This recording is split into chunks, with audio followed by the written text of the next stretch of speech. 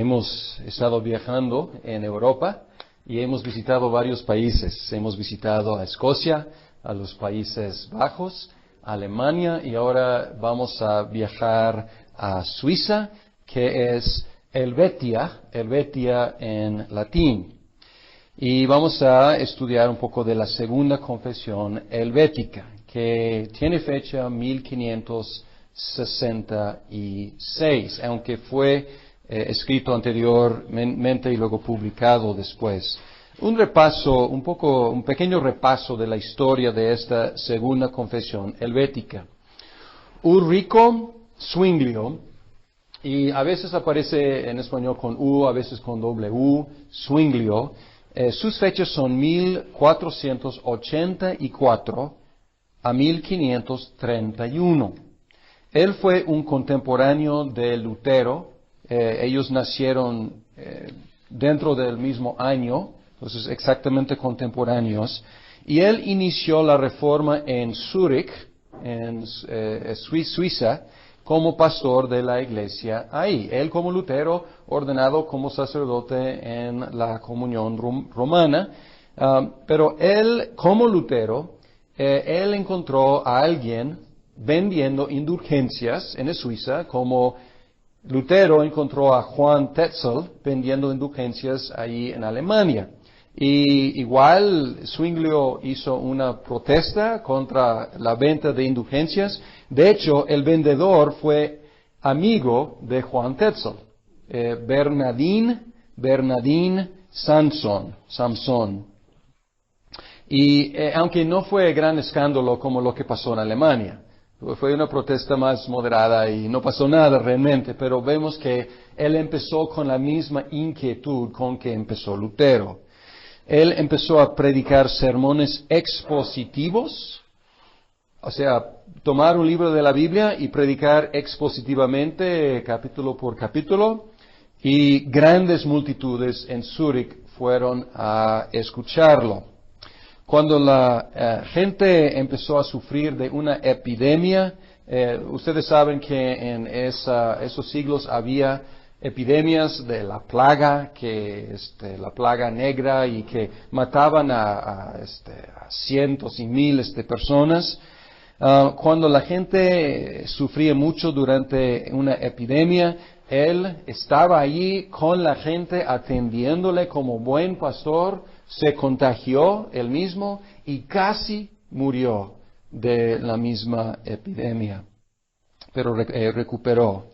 Él instituyó una liturgia reformada muy sencilla, rechazó el celibato del clero, predicó la salvación por gracia por medio de la fe, rechazó las tradiciones sin fundamento bíblico y promovió la reforma en los cantones de Suiza. Suiza estaba dividida y está dividida hasta la fecha en cantones, como provincias en su época semi-autónomos. Y él promovió en los cantones una reforma. Él participó con Lutero en una reunión que un príncipe había promovido para tratar de unificar los luteranos con los reformados. Y fueron a esa reunión Melanchthon y Lutero, por un lado, y Zwinglio y Ecolampadio. ¿Okay? Los dos reformados, dos luteranos. Y ellos se discutieron durante 2 días 15 puntos. Y estuvieron de acuerdo con 14 puntos. Pero luego llegaron al punto 15, la presencia de Cristo en la cena del Señor, y no pudieron estar de acuerdo. Y Lutero, al escuchar la posición de ellos y sus argumentos, él los reconoció como amigos, pero no como hermanos en Cristo.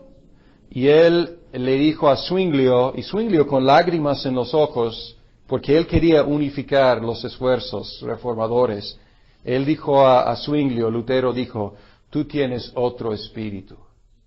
Entonces, tan insistente era Lutero en su doctrina de la presencia física de Cristo. Tengo aquí una carta, un breve informe de Zwinglio sobre la conferencia en Marburgo. Marburgo se llama la conferencia. La carta no es larga, vale la pena leerla. Es un poco chistosa escuchar la perspectiva privada, pero ya no es privada, privada de Zwinglio acerca de Lutero y de Melanchthon.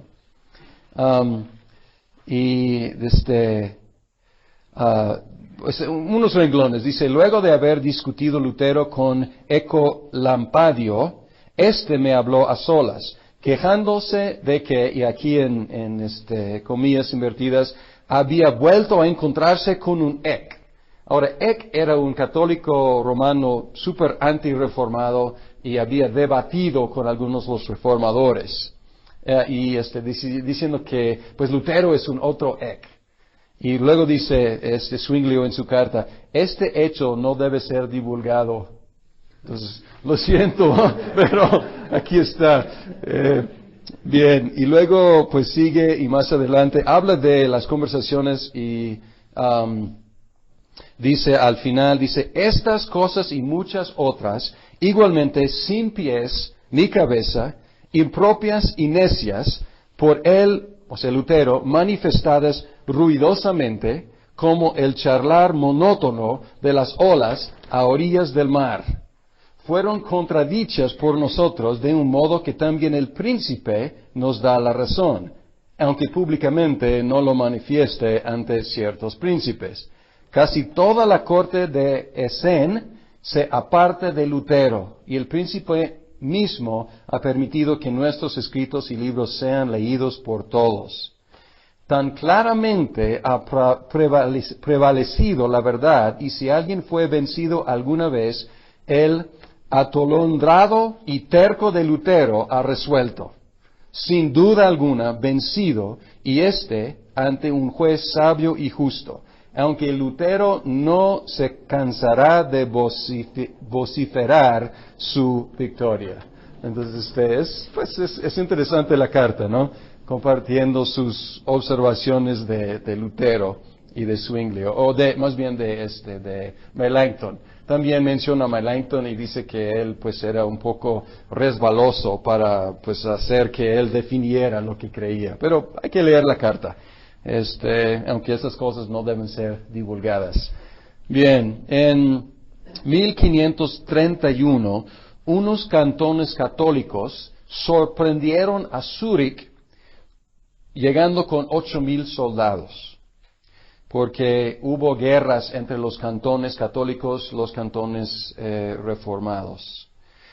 Zúrich respondió con 2,700 hombres no bien preparados, porque llegaron de sorpresa. De estos 500, fue una derrota para las tropas de Zúrich, y de los 2,700, 500 murieron, incluyendo a Zwinglio, quien servía no como combatante, sino como capellán, cuidando a los heridos, y él murió a los 47 años de edad. Una gran pérdida para la reforma en Suiza. En 1536, algunos de los reformadores de Estrasburgo, Martin Bucer y Wolfgang Capito, ellos promovieron una confesión para buscar la reunión otra vez con los luteranos, y en preparación los católicos romanos habían prometido llamar un concilio general. Y los reformadores estos estaban preparándose para unirse más bien con los luteranos, y para llegar al concilio general con un frente unido entre luteranos y reformados, y para luego platicar con los católicos romanos. Los reformadores suizos firmaron una confesión que ahora llamamos la primera helvética, y para usarla en el concilio general. El concilio general sí se llevó a cabo, o sea que fue el concilio de Trento. pero no logró nada en cuanto a reunión de protestantes y católicos. Al contrario, o sea, los protestantes fueron condenados contundentemente ahí en ese concilio. Enviaron una copia a Lutero de esta primera confesión helvética, quien escribió 2 cartas expresando su deseo de promover unidad con los reformados. Sin embargo, hubo un documento, la Concordancia de Wittenberg. Wittenberg es donde estuvo Lutero, y los suizos no pudieron firmarlo, era demasiado luterano, entonces no llegó los dos quedaron con sus confesiones. En 1562, Heinrich Bullinger, el sucesor de Zwinglio en Zúrich, él compuso una confesión para su propio uso. Y él estaba enfermo y pensando morir muy pronto, 2 años después, él amplificó y dejó instrucciones en su testamento que entregaran al magistrado de Zúrich una copia de su confesión privada. El elector del Palatinado, que ya conocemos, Federico III, él había confesado la fe reformada y estaba bajo mucha presión, tenía que comparecerse delante de la dieta en Augsburgo, y él escribió al Bullinger diciendo, ayúdame con una confesión que yo puedo utilizar para defender mi fe reformada ante el emperador. Y Bullinger le envió su confesión privada. Al elector le encantó y la publicó en latín y en alemán antes de la dieta. Y mientras tanto, los suizos se reunieron para adoptar una confesión más amplia que las que existían. Lo que hicieron es que tomaron la de Bullinger, la modificaron, la adoptaron y la publicaron versiones en alemán y en latín, enviando copias a Federico y a Felipe de Hessen. Felipe era el que convocó a los 4 para tratar de unificar los movimientos. El sucesor de Calvino, Teodoro Beza, B grande E Z A, Teodoro Beza, él participó en la redacción de esta confesión y él la publicó en francés. Federico, como ya vimos en la hora anterior, ya defendió su fe efectivamente en la dieta con el apoyo de la confesión de Bullinger. Y luego esta confesión, ya redactada por los ministros, fue bien recibida, no solo en Suiza, sino también por los reformados en Francia, Hungría, Polonia, Escocia, Holanda e Inglaterra. Y ahora llamamos esta confesión la segunda confesión helvética. No logró su propósito de unificar a los luteranos con los reformados. Y ustedes tienen el prólogo en la segunda confesión, en la página 72, y pueden ver que está dirigido a todos los cristianos creyentes de Alemania y naciones extranjeras. Y si leen el prólogo, está diciendo, todos decimos lo mismo. Menciona Alemania, Francia, Inglaterra, otras naciones. Y luego menciona, con mucho tacto, dice, una cierta diferencia en la expresión y formulación de la doctrina. Y él dice, pero en estas cosas hay libertad, no hay problema. Estamos diciendo lo mismo, estamos de acuerdo con la primitiva iglesia apostólica. Y dice aquí en el penúltimo párrafo, buscamos y quisiéramos ganar paz y concordia en fraternal amor con las iglesias de Alemania y las del extranjero. Y al final, en el último párrafo, muy humildemente, dice, así que, y si así se nos solicitase y a ceder con gratitud. Están diciendo, nosotros vamos a ceder con gratitud frente a aquellos que nos corrijan conforme a la palabra de Dios. Está diciendo, hermanos, esto es nuestro mejor intento de expresar nuestra fe, la fe que tenemos en común. Unámonos. Y si hay algo de diferencia aquí, de expresión, vamos a vivir en libertad, en cosas menores. Y si en algo hemos fallado, hermanos, por favor, háganos el favor de corregirnos según la palabra de Dios. Y luego firmaron muchos ministros de los cantones reformados en Suiza. Bien, el contenido de la segunda confesión helvética. En general, es católica en sentido original de la palabra, muy universal, depende mucho de los concilios ecuménicos, es cálidamente calvinista, es antirromana en cuestiones de cosas de la Iglesia romana que no son bíblicas, y moderada en sus diferencias con el luteranismo, por supuesto. Quiere unirse con el luteranismo, entonces sí presenta su postura, pero en términos muy moderados.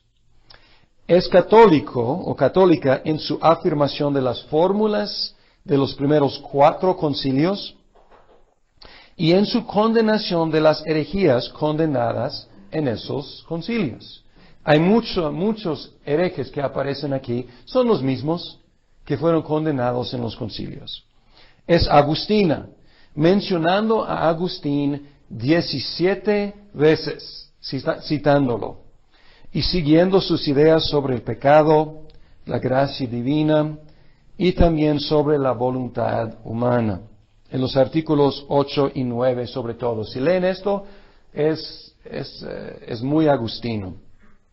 Es moderadamente calvinista en su exposición de la providencia y la elección, tratando estas doctrinas con mucho tacto, mucho cuidado pastoral. Artículo 6, artículo 10. Es antirromana en su rechazo de muchas cosas prácticas, pretensiones de la Iglesia romana, la misa, la transustanciación, la superioridad del obispo de Roma, la infalibilidad del Papa, muchas cosas. Es moderada también en sus diferencias con el luteranismo, rechazando la presencia física de Cristo en la comunión, pero en lenguaje, pues, moderada, cautelosa, para no criticar, no provocar a los luteranos. Algunos aspectos, vamos a seguir el mismo procedimiento, vamos a ir marchando, observando algunas cosas que valen la pena subrayar. Exalta la actividad de predicar como la marca más importante de la Iglesia. Menciona otras, pero lo más importante es la predicación. Y en la teología de Zwinglio ya hemos considerado que los sacramentos no son tan elevados como en el calvinismo, y menos aún que en el luteranismo. Entonces, no hay tanto énfasis en los sacramentos como marca de la Iglesia, pero exalta la predicación. Pueden ver en el primer artículo, dice, la predicación de la palabra de Dios es palabra de Dios. Entonces, una exaltación de la predicación. Da unos principios, y esto es algo nuevo, pues quizás no completamente nuevo, pero hay aquí como codificado, unos principios de la hermenéutica. En el artículo 2, lo que expresa aquí es una hermenéutica, un procedimiento de interpretar la Biblia gramáticamente, históricamente y colegialmente con los mejores intérpretes de la historia. No están empezando en ceros. Están diciendo aquí que tenemos que tomar en cuenta el sentido del lenguaje en que fueron escritas, también tomando en cuenta el contexto y comparando pasajes semejantes y diversos, especialmente los pasajes más claros. Entonces, estos son principios de interpretación. Y luego dice que en el próximo párrafo, dice, por estas razones no desechamos las interpretaciones de los santos padres de la iglesia griegos y latinos, ni tampoco censuramos sus discusiones y escritos sobre cosas sagradas. Nos está diciendo, nosotros no estamos partiendo de ceros, somos católicos, somos parte de la Iglesia Católica Universal, recibimos lo mejor de la historia, pero no ciegamente. Vamos a los textos, o sea, en el lenguaje original y buscamos el contexto así para interpretar bien. La doctrina de la providencia está en el artículo 6. El artículo 6 es página 82 y dice claramente, la providencia de Dios lo rige todo. Sin embargo, en la página 83, y no debo decir sin embargo, debo decir además, y esto vamos a encontrar en Westminster también, además, no hay que menospreciar los medios de la providencia. Dice, pues Dios, la voluntad de Dios rige todo, absolutamente todo. Sin embargo, hay medios. Y estos medios no son sin sentido, son significativos, son reales. Las razones por las cuales las cosas pasan. Ilustrar. Y vamos a llegar a esto aún más claramente en Westminster. La causa principal de todas las cosas es la voluntad de Dios. Pero hay causas secundarias. La planta brotó y creció. ¿Por qué? Porque llovió, por el fertilizante, por el sol. Las causas secundarias tienen sus efectos y son reales. Y son los medios de llevar a cabo la voluntad de Dios. Entonces no es una providencia teórica, más bien hay medios por los cuales vemos cómo Dios lleva a cabo su plan. La doctrina, en el artículo 7, menciona una expresión que va a llegar a ser un poco problemático. Habla al final de página 84, habla del alma inmortal, y luego en la página 85 habla de la inmortalidad del alma. Esta es una expresión socrática, no es una expresión bíblica. La confesión belga es más bíblica. Dice que Dios nos va a dar la inmortalidad, es lo que dice 1 Corintios 15.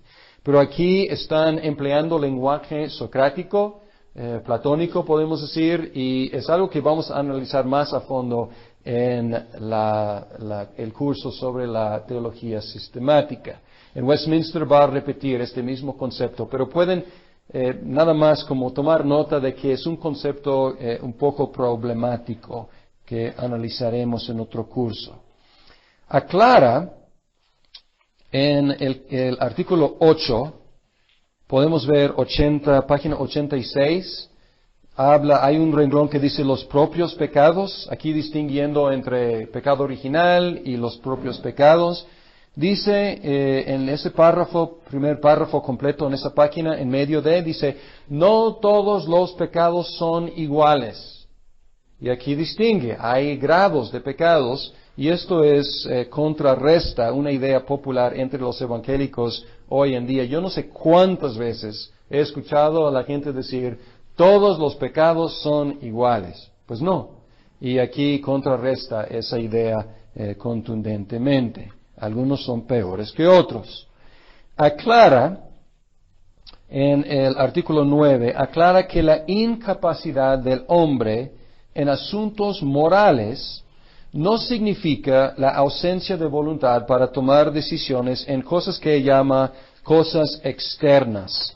Pueden ver el artículo 9 y hay un renglón, página 89, dice libertad en cosas externas, porque algunos ponen una objeción a la doctrina de la providencia y dice, o la incapacidad del ser humano. Dicen, yo decido cada día qué color de calcetines voy a ponerme.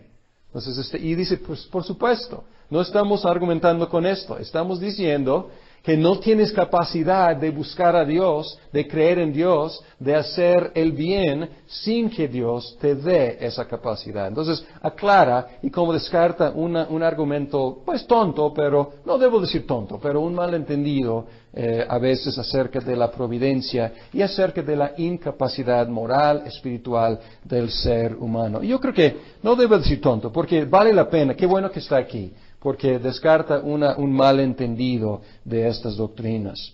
La predestinación es artículo 10, es páginas 89, 90, 91. Y la predestinación aquí es sencilla, no es doble. Hemos distinguido entre predestinación sencilla, predestinación doble. Predestinación sencilla es predestinación para vida. Predestinación doble es predestinación de los salvos y de los condenados, como doble predestinación, dos diferentes destinos. Aquí es sencillo, no es doble, y es expresada muy positiva y muy prácticamente. Por ejemplo, pueden ver aquí en la página 90 dice, esperemos en la salvación de todos. Porque a veces esta doctrina de la predestinación se mal utiliza para como excluir gente. Y aquí está diciendo, no, pues esta es información que no tenemos. Entonces vamos a esperar la salvación de todos. Entonces es una forma muy positiva. Y también es muy modesta la postura aquí. Dice, no es cosa vuestra el inquirir por curiosidad en estas cosas, sino esforzaos en entrar en los cielos siguiendo ahora la senda angosta. Entonces, no se pierdan en cuestiones inútiles, a las cuales no tenemos acceso como seres humanos. Vamos a recibir lo que Dios nos ha revelado y vamos a esforzarnos a nosotros.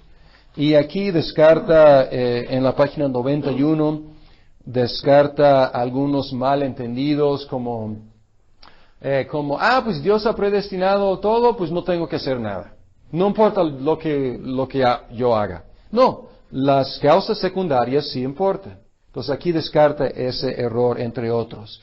Y también hay aquí algo muy práctico. Ven donde dice, pregunta, ¿somos elegidos? En página 91. Dice, somos elegidos, y luego dice, desaprobamos pues el comportamiento de aquellos hombres que fuera de la fe en Cristo buscan respuesta a la cuestión de que si han sido elegidos por Dios desde la eternidad y de cuáles son los designios de Dios para con ellos desde siempre. Dice, lo imprescindible es oír la predicación del Evangelio, creerla y no dudar de esto. Si crees y estás en Cristo, es que eres un elegido. Muy práctico. Está diciendo, no debes estar ahí sentado. Soy elegido, no soy elegido. Soy elegido, no soy elegido. No es una pregunta que uno puede contestar así teóricamente. La única forma de contestar es, escucha el Evangelio, cree el Evangelio y creyéndolo, eres elegido. Ya tienes la respuesta. Y es una respuesta muy práctica y muy sabia pastoralmente hablando. Puede ser de sorpresa para algunos, pero me cayó como sorpresa también, pero en la página 92 afirma la virginidad perpetua de la Virgen María. En el último párrafo, estamos en el artículo 11, el último párrafo de 92, página 92, dice, nació de María que siempre fue virgen, como lo relata concienzudamente la historia evangélica de Mateo 1. Yo no estudié esto a fondo, he buscado un poquito, pero parece que Zwinglio creía en la virginidad perpetua de María, pero como cae quizás como sorpresa aquí en este documento reformado. Porque más adelante, pues la gran mayoría luego descartaron esa postura. En ese mismo artículo rechaza la omnipresencia del cuerpo de Cristo. enseñada por los romanos y los luteranos. Vean en la página 93,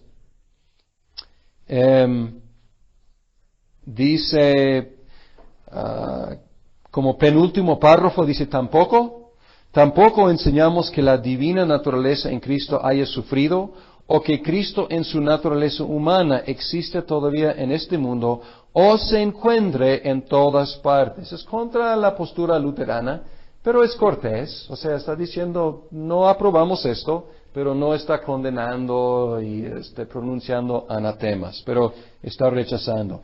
Sin embargo, en la próxima página, afirma muy vagamente el communicatio idiomatum.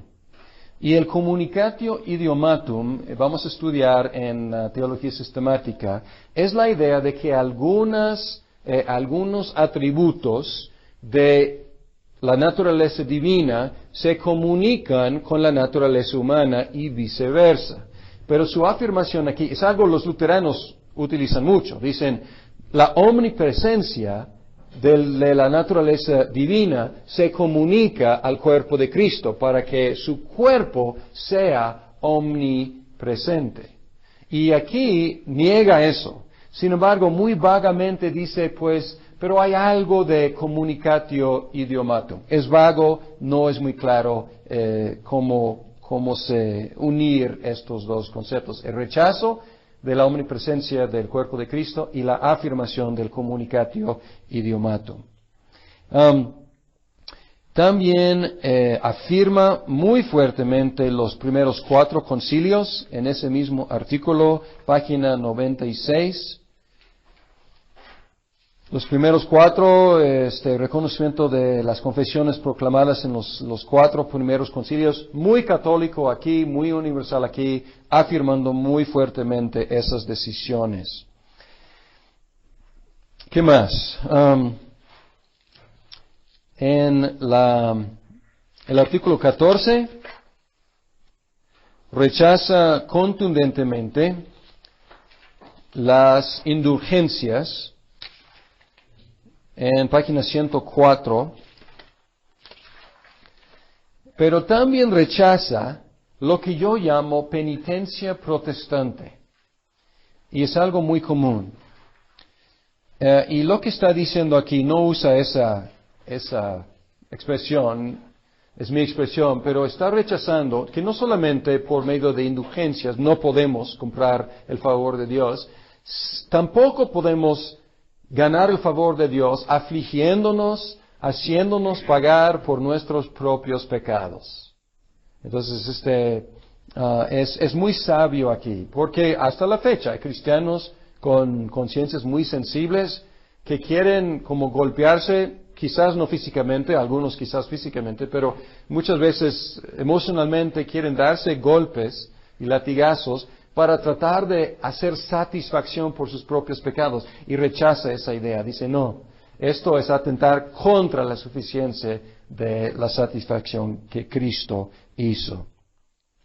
Enfatiza en su definición de la fe, en el artículo 16, enfatiza la fiducia, la confianza. Pueden ver la página 106, dice, ¿qué es la fe? La fe cristiana no es meramente una opinión o imaginación humana, sino una firmísima confianza, un asentimiento manifiesto y constante de corazón y una comprensión completamente segura de la verdad de Dios. Entonces aquí vemos otra vez el énfasis reformado en la fiducia, la confianza. Ya brinqué el artículo 15, vale la pena verlo. Habla de la imputación de la justicia de Cristo en la justificación. Encuentra una armonía entre Pablo y Santiago. A Lutero le costó mucho trabajo la carta de Santiago, y él como la quitó de su canon personal. Pero aquí hay una armonía que encuentran, algo que le costó trabajo al doctor Lutero. En el artículo 17, 17, página 114, repite la expresión de Cipriano. Fuera de la iglesia no hay salvación. Y hemos escuchado esto repetidas veces en las confesiones reformadas. Pero luego la explicación suaviza un poco el asunto. Y luego después dice, creemos que fuera de Cristo no hay salvación segura. Y luego habla de posibles excepciones. Alguien no puede participar por alguna cuestión. Digamos, es el único cristiano en su país. ¿Es excluido de la salvación porque no hay iglesia visible ahí? Dice que no. Entonces suaviza un poco o explica un poco, pero repite el concepto. Parece que no es muy presbiteriano este documento. Si ven la página 118,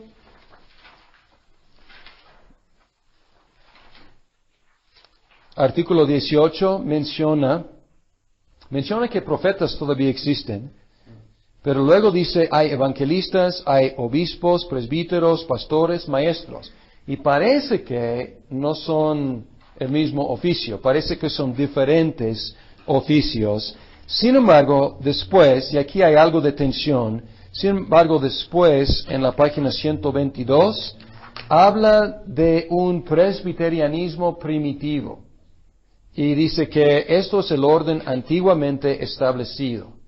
Entonces, hay algo de tensión aquí o falta de precisión en cuanto a si obispo, anciano, maestro, pastor son el mismo oficio o son diferentes oficios. Afirma el sacerdocio de todos, el sacerdocio de los santos, y niega el sacerdocio de los ministros. Dice que ya no hay, estamos en el 18 todavía, páginas 119, 120. Dice, todos somos sacerdotes, pero los ministros no son sacerdotes en sentido de presentar a Dios un sacrificio. ¿Qué más? Parece dar preferencia al bautismo por inmersión, pero es vago aquí. Sin embargo, deja abierto el asunto. En la página 128 dice institución de bautismo, artículo 20, dice que Juan el Bautista primero que bautizó y sumergió a Cristo en las aguas del Jordán. Y luego después dice que al final de 129 página dice, para nosotros la más perfecta forma de bautizar es aquella con que fue bautizado Cristo mismo y bautizaron los apóstoles. Pues ahí parece que está diciendo inmersión. Sin embargo, arriba dice el bautismo de agua. Dice, por eso somos bautizados, o sea, lavados o mojados con agua visible. Entonces ahí parece dejar abierto el asunto, no siendo dogmático. Dice, preferimos nosotros la inmersión, pero es cuestión no de tanta importancia. Al mismo tiempo admite el bautismo de los infantes, la página 130, y así se opone a los anabautistas. Su postura sobre la cena del Señor es calvinista. A pesar de ser los herederos de Zwinglio, estamos en Helvetia, estamos en Suiza. Sin embargo, Calvino también trabajaba en Suiza, en Ginebra. Entonces, eventualmente la postura de Calvino ganó. Y hay algunos que dicen que Zwinglio no era un zwingliano, en ese sentido. O sea, él admitía, él era más calvinista que zwingliano, el mismo Zwinglio. Pero pueden leer con cuidado página 131 a 133, ahí el artículo 21. Encuentran ahí un rechazo de la transustanciación, encuentran un rechazo de la doctrina luterana. Sin embargo, afirma la presencia espiritual de Cristo en la cena del Señor. Y a mí me gusta cómo mezcla cosas, pero a lo mejor no es el lugar para estas cosas, pero en el artículo 22 contiene unos consejos muy prácticos sobre el culto de adoración. Y a lo mejor debe ser en otro documento. Sin embargo, pues son muy modestos, muy acertados. Por ejemplo, y aquí pueden ver la modestia que es característica de la fe reformada. Dice en página 135, habla de los lugares de reunión, penúltimo párrafo. Los lugares de reunión de los creyentes deben ser decorosos y apropiados en todo a la dignidad de la iglesia de Dios. Y luego el siguiente párrafo dice, humildad y modestia en el culto. Luego sigue en la página 137, y esto es muy ameno, dice, pues debe haber oraciones públicas, pero no muy largas, por favor. Sí, o sea, muy práctico aquí, dice, evitando sean demasiado largas a fin de que no se hagan pesadas. Entonces esto es muy ameno, ¿no? Y luego dice, en cuanto a los himnos, el cántico en el culto, igual, en cuanto a los himnos y cánticos, donde sea usual entonarlos, guárdese igualmente prudente medida. Y dice en el siguiente párrafo, dice, el cantar es opcional. No tiene que haber oraciones cantadas. Tiene que haber oraciones, pero no tienen que ser cantadas. Y dice, y es que no todas las iglesias están preparadas para el cántico. Y yo he estado en iglesias que definitivamente no están preparadas para cantar. Y dice, pues más adelante a lo mejor pueden estar, quizás, pero pues todavía no. Pero no dice que esté mal, dice que las iglesias del Oriente siempre han cantado, y las iglesias del Occidente, pues también por fin después empezaron a hacerlo, pero es algo opcional. En el artículo 28, ya acercándonos a la conclusión, estamos en la página 143, menciona que las ofrendas, los ingresos de la iglesia vienen de dos fuentes. Dice artículo 28, los bienes de la iglesia, dice los bienes de la iglesia proceden de legados de los príncipes y de la generosidad de los creyentes. Dos fuentes. Los príncipes patrocinan y también la gente da. Hasta la fecha en Alemania, los impuestos apoyan las iglesias. Y es algo terrible para las iglesias. Porque si los príncipes dan, si los impuestos dan, el pueblo no desarrolla la generosidad. Y así es. La gente ahí dice, no, yo pago mis impuestos. Y ya. Entonces todavía hay algo, una secuela de esta idea aquí. En el segundo párrafo, el mismo, habla de los usos de los bienes de la iglesia. Y son usos muy obvios. Sin embargo, algo que no aparece aquí son las misiones. Todavía los reformados estaban pensando en evangelizar, quizás a los luteranos, o por supuesto a los católicos romanos, pero todavía no estaba en su vista ir a la India, o ir a las Américas, o ir a la África, para evangelizar a los que estaban fuera del mundo cristiano. Entonces no se mencionan aquí las misiones. Y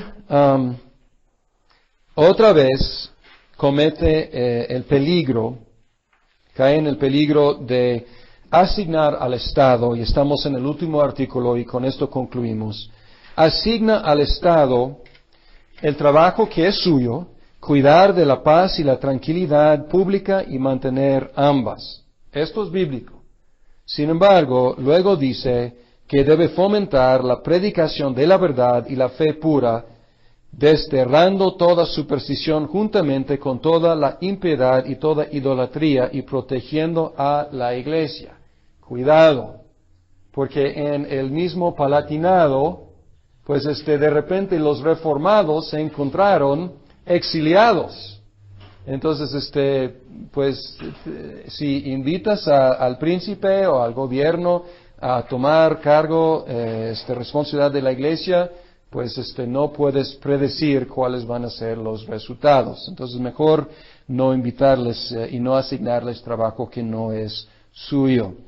Y sí, dice también, en caso de que persistan, hablando de falsos creyentes, blasfemando de la majestad de Dios, estoy en la página 146, y sembrando confusión en la iglesia e incluso destruyéndola, dice que el Estado puede utilizar su poder de la espada para tratar con estos sectarios, estos herejes. Cuidado. Entonces esto es algo peligroso que hemos encontrado en los documentos reformados, pero pues el fruto de esta idea no fue muy positivo. La última cosa que debo mencionar es aquí la guerra. Agustín promovió la idea de una guerra justa, y aquí vemos este concepto en la página 146, la guerra justa, y aquí da algunas explicaciones de qué es una guerra justa. Y con esto terminamos nuestra consideración de los documentos reformados del siglo XVI, y vamos a empezar, si Dios permite, en 8 días con los documentos del siglo XVII.